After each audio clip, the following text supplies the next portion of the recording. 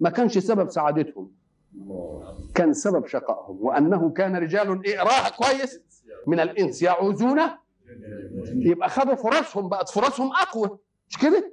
طيب ريحوهم في الدنيا؟ لا، زادوهم رهقا.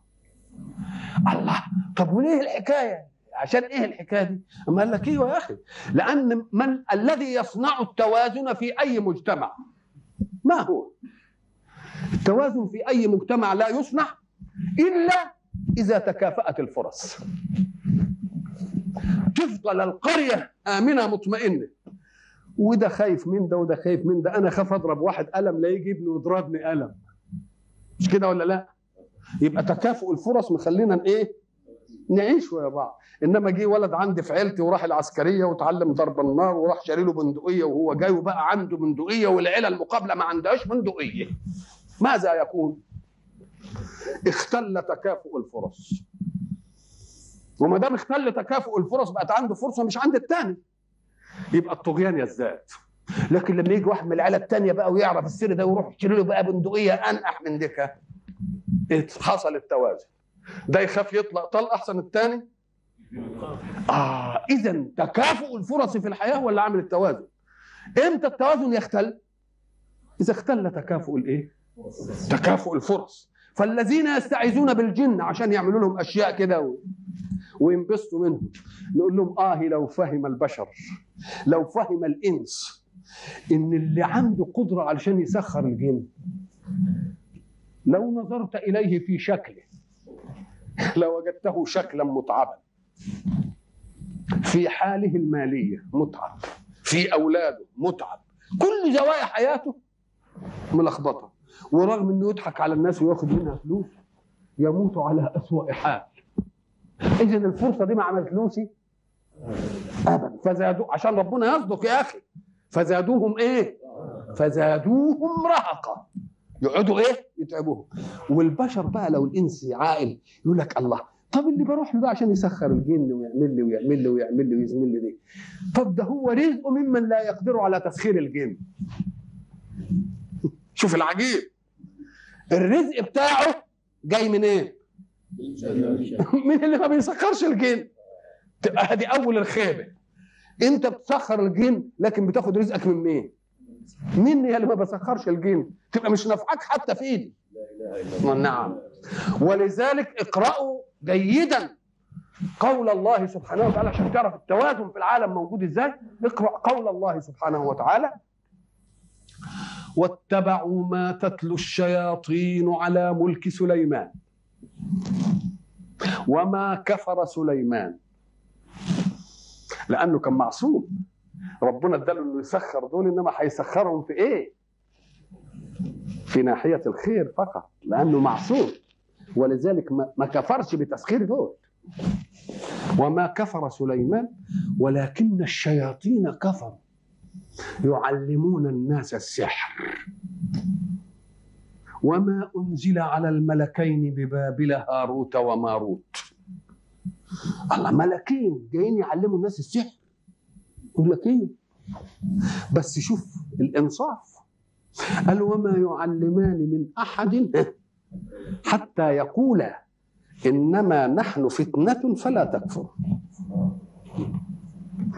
يبقى احنا جايين علشان نبين لك أن الحق الأعلى قادر على أن يعطي الأدنى قوة تسخر الأعلى، ولكن رحمة بالأدنى مش عايز يدي، لأن دي قد تفتنه، لأنه هياخد فرصة ليست عند غيره. وقد يقول أنا سأستعملها في الخير، نقول له أنت بتقول كده دلوقتي إنما ما نعرفش تغيرات نفسك، يمكن يجي في وقت كده تزعل من واحد قوي تروح مستعملها في الشر. إذا نقول إحنا الله يقدر على أن يعلم الأدنى خصوصيات تعمل إيه؟ تسخر له الأعلى من الجن، لكن من مصلحتكم انتم انكم ما تتعلموهاش.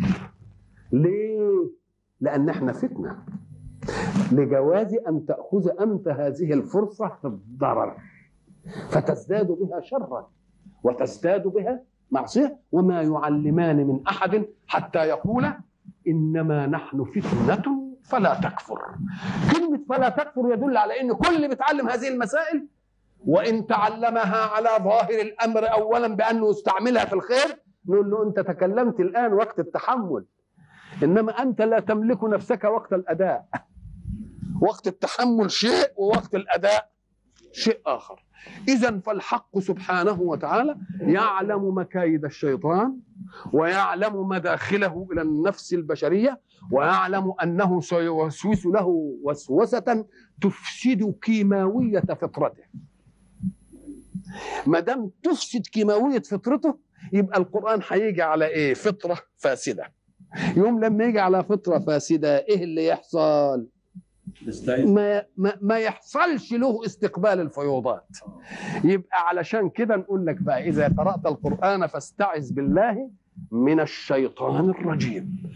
إذن ساعة ما بنقرأ بنقول إيه؟ أعوذ بالله من الشيطان الرجيم. وما دام استعذت من خلق إلى خالق لا يجرؤ الخلق مجرد سماع هذه الكلمة الشيطان يسمعها منك يعرف أنك تنبهت إلى من يغيثك منه. وما دام أنت تنبهت إلى من يغيثك من الشيطان، الشيطان يخنس، لأنه إذا ذكر الله إيه؟ خنس. إذا ذكر الله خنس. يبقى إذن قول الله إذا قرأت القرآن فاستعذ بالله من الشيطان الرجيم ليؤدي القرآن مع جهاز استقبالك صفاءات الإرسال، وبعد ذلك تكون لا سامعا بشرا يتكلم، ولكنك تكون سامعا لله يتكلم. ربنا بيتكلم. امال اذا قرئ القرآن فاستمعوا له وانصتوا ليه؟ ليه؟ لان ربنا اللي بيتكلم. انت ما بتشوش على واحد اللي بيقرا، مش هو اللي بيقرا. ولذلك مره قلت في حلقه ان سيدنا جعفر الصادق رضي الله عنه وكان ابصر آل بيت رسول الله باسرار القرآن، يقول ان مفزعات الحياه عند الانسان ايه؟ الخوف،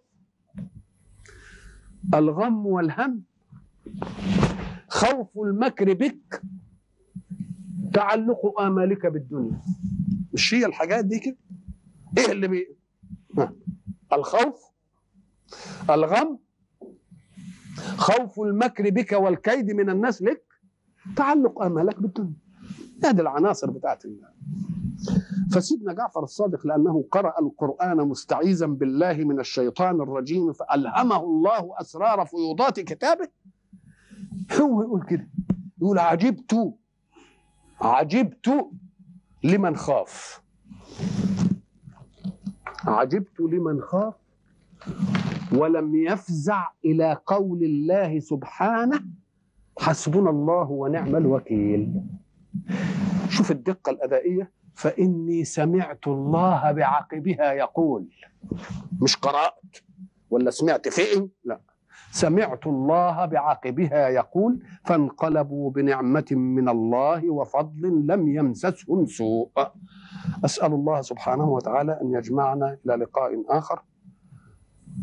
السلام عليكم ورحمة الله.